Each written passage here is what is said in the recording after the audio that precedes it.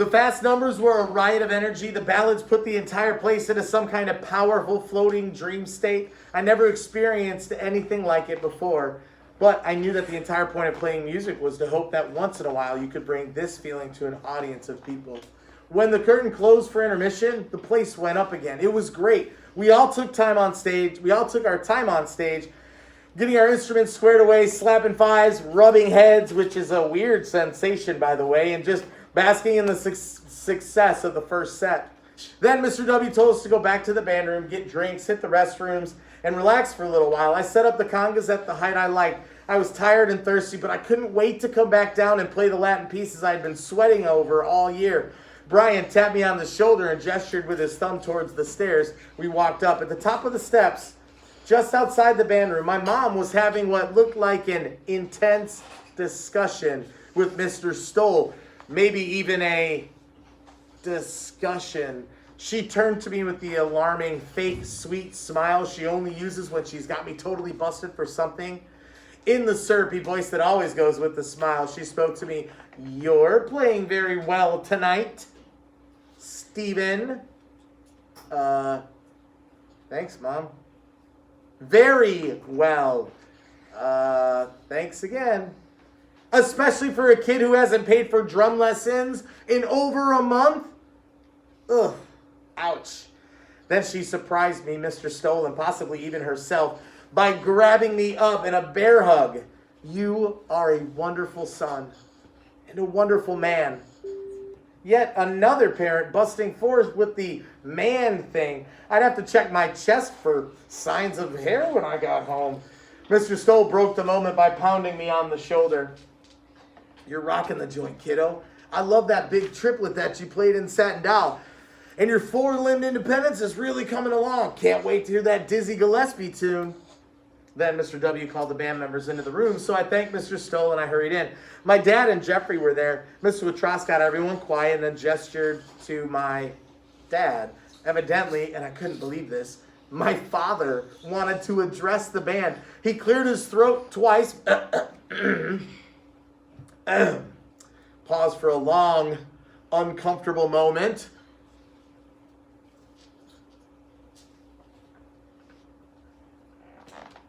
And then spoke. I almost didn't come here tonight.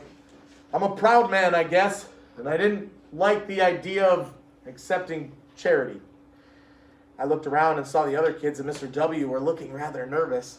Even my wife couldn't get me to come. I was all ready to go to work, bury myself in a pile of papers, and tell myself I was helping my family by earning more money. But at about 5 o'clock, as everybody else in my office was leaving for the weekend to go home to their families, I realized that.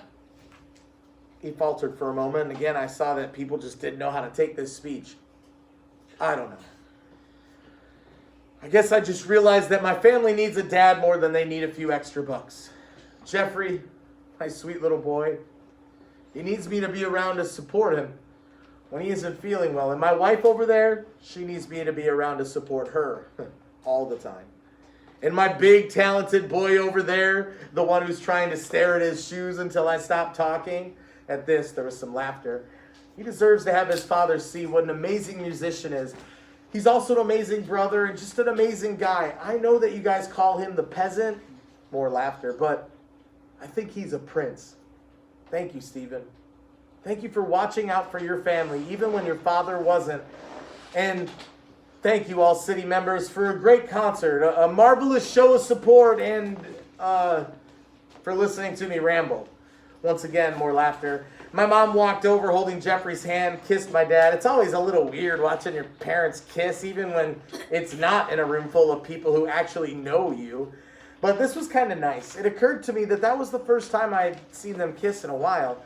And then I looked down at Jeffrey, who had a really miserable look on his face, like he was tasting something vile. Turns out he was. And the next moment, he ran over to the trash can and vomited right into it. I ran over to him and I got my arms around him, and just then the lights blinked. Annette and Renee were at the door bringing glad tidings of box office and bake sales. Without all the receipts having been counted yet, the running total for the evening was already over $21,000. Half the room cheered while the other half, the half that noticed Jeffrey's run, was just standing around looking edgy once again. I wasn't really worried yet. Jeffrey's meds made him nauseous all the time. The real danger would be that if he had a fever. So, of course, I felt Jeffrey's head, and it was really hot. I hated to say what I said next. I knew it was going to cause some trouble, but I also knew that what the doctors had said about not delaying treatment at this point.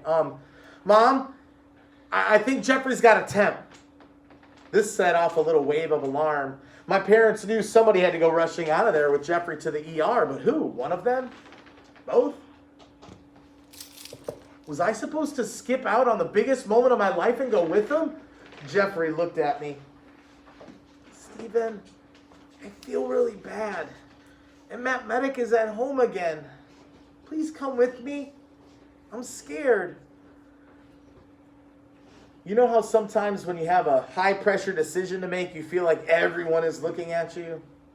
Well, in this case, everybody really was looking at me. Annette, Renee, Mr. W, Mom, Dad, Jeffrey, 4 trombone players, for God's sake. Was I supposed to walk out on the music for my brother, or was I supposed to stay and play the concert? I looked at all the faces. I wasn't sure. I whipped my head in every direction, searching for some clue in the eyes around me, and then I got my clue. From a girl that I had only ever met once. Stay with your brother, Stephen. Stay with him, no matter what. Do you promise? I'd promised Samantha I would be there for Jeffrey. There would be other concerts. Mr. W, I have to. I know. Go. My eyes started to well up. I'm sorry. I'm sorry. I was supposed to be your big star, Stephen. You have never been more of a star to me than you are at this moment. Go. Take care of your brother. We'll be fine here. Mom was on her way out the door. Dad was right behind her carrying Jeffrey. I started after him, but Renee and Annette were right there in front of me. Renee hugged me and wished me luck. Then Annette put her casted arm on my shoulder. I wasn't sure what to say. Some team we make, huh, Annette? You can't play the concert. And I could play, but I got to run out. And then she put her good hand on my other shoulder and gave me something to wonder about. Stephen, I think we make a great team. And then she kissed me on the cheek. As I ran out of the room to chase after the distant backs of my parents, my mind was reeling. Annette had kissed me. Huh. Who'd have thunk it?